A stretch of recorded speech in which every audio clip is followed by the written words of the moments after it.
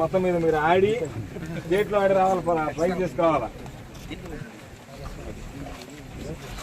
2011లో జగన్మోహన్ రెడ్డి గారి వెంట నడవడంతో దీనికి గ్రహణం పట్టినట్టు అయింది.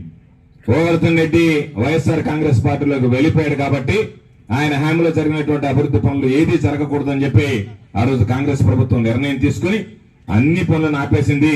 అందులో భాగంగా ఈ భవనాన్ని కూడా ఆపేసింది. దీనితో పాటు పక్కన ఉన్నటువంటి మనం ఏదైతే అంబేద్కర్ భవనం అనుకున్నామో, దాని పక్కన జగజీవన్ రామ్ భవనం అనుకున్నామో, ఆ భవనాలను అన్నిటిని కూడా ఆపివేయడం జరిగింది. అయితే అదృష్టం మరలా 2014లో మన ప్రభుత్వం రావడం, నేను ఎమ్మెల్యేగా గెలవడం, ప్రభుత్వం రాకపోయినా మండలాలు జెడ్పీటీసీలు అన్ని వైఎస్ఆర్ కాంగ్రెస్ పార్టీకి సంబంధించినటువంటి అభ్యర్థులు కలవడంతో దీనికి సంబంధించినటువంటి నిధులు సమీకరించడానికి మండల పరిషత్ నిధులు ఇవ్వడానికి అవకాశం ఏర్పడింది. దాని ద్వారానే ఏదైతే మనం అనుకున్నామో జ్యోతిరావు పూలే భవనం గాని, బాబు జగజీవన్ రామ్ భవనం గాని, అదేవిధంగా అంబేద్కర్ గారి భవనానికి రిపేర్లు గాని, పక్కన ఉన్నటువంటి షాదీ మంజిల్ గాని, ఈ 4 భవనాలు ఈ రాష్ట్రంలో కాదు, బహుశా ఎక్కడా కూడా ఒకే ప్రాంగణంలో ఈ భవనాలు ఉన్నటువంటి పరిస్థితులు లేదు. అది మొట్టమొదటిగా ఇక్కడ తీసుకొచ్చి ఆ రోజు ప్రతిపక్షంలో శాసనసభ్యుడిగా ఉన్నప్పుడు అనేక రకాలైనటువంటి మోకాలు అడ్డడానికి ప్రయత్నం చేసిన ఆ రోజు ఒకటే విషయం చెప్పాను, నాకు అంబేద్కర్ గారి ఆశీస్సులు, జ్యోతిరావు పూలే గారి ఆశీస్సులు, అదేవిధంగా ఉన్నటువంటి జగజీవన్ రామ్ గారి ఆశీస్సులు ఉన్నాయి కాబట్టే ఈ 3 భవనాలని అధికారంగా శాసనసభ్యుడిగా నాకు వీటిని ప్రారంభించేటువంటి అవకాశం ఆ భగవంతుడు వీళ్ళందరి ఆశీస్సులతో కల్పించాడు అని చెప్పి ఆ భవనాలను మనమే ప్రారంభించాం. ఆ తర్వాత దీని దగ్గరికి వస్తే ఆ రోజు ప్రతిపక్షం ఉన్నప్పుడు నాకు అచ్చెన్నాయుడు గారు ఒక లెటర్ రాశారు, మీరు శాసనసభ్యులుగా ఉన్నారు కదా కాబట్టి ఎక్కడున్నా ఒక స్టేడియం ఇస్తాం మీ నియోజకవర్గంలో, మీరు ఎక్కడ స్టేడియం కోరుకుంటారో చెప్పండి అని చెప్పాడు. నేను అనుమానపడ్డా, ఏమన్నా పొరపాటున నన్ను తెలుగుదేశం పార్టీ ఎమ్మెల్యే అనుకొని రాశాడా, లేదా నన్నెందుకు అడిగాడబ్బా ఇతను అని చెప్పాను. పోయి అయ్యా ఇట్లా మీరు కాగితం పంపించారు, మీరేమన్నా నన్ను తెలుగుదేశం పార్టీకి సంబంధించినటువంటి శాసనసభ్యుడిని పంపించారేమో, నేను వైఎస్ఆర్ కాంగ్రెస్ పార్టీ శాసనసభ్యుడిని కదా అన్నాను. లేదన్నా, అందరికీ ఇది పార్టీలకు అతీతంగా క్రీడాకారులను ప్రేరేపించడానికి, క్రీడాకారులను ప్రోత్సహించడానికి ఎవరు శాసనసభ్యుడిగా ఉంటే వాళ్ళకి ఫుల్ పవర్స్ ఇచ్చేసాం కాబట్టి మీరు ఎక్కడ కోరుకుంటే అక్కడ స్టేడియం నిర్మిస్తామని చెప్పారు.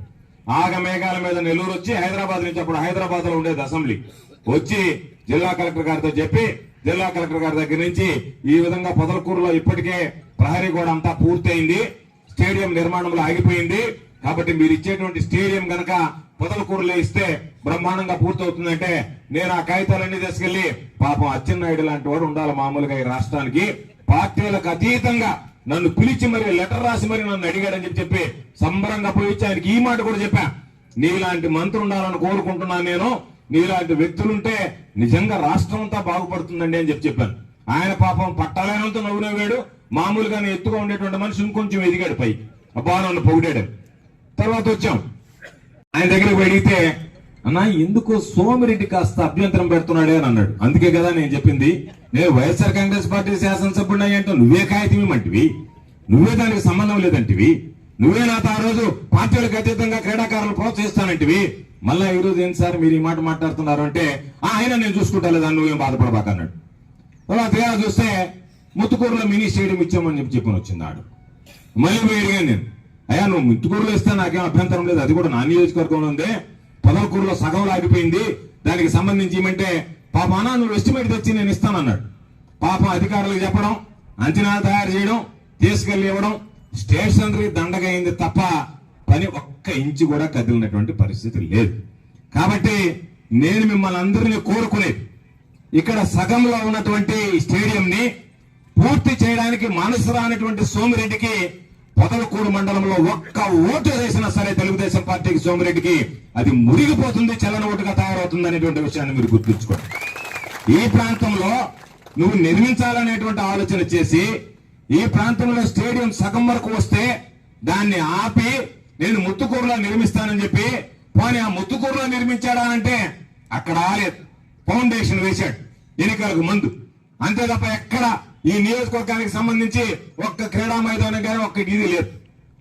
అందువల్ల ఈ రోజు దానికి సంబంధించి మరలా అయిన తర్వాత దీని మీద ప్రత్యేకమైనటువంటి దృష్టి పెట్టి ప్రభుత్వాన్ని నిధులు అడిగాం. ప్రభుత్వం నుంచి నిధులు రావడం కాస్త ఆలస్యమైంది. అందుకని దాదాపుగా ఆ రోజు 35 లక్షల రూపాయలు దీనికి నేను ఇచ్చినటువంటి నిధులు జిల్లా పరిషత్ చైర్మన్ గా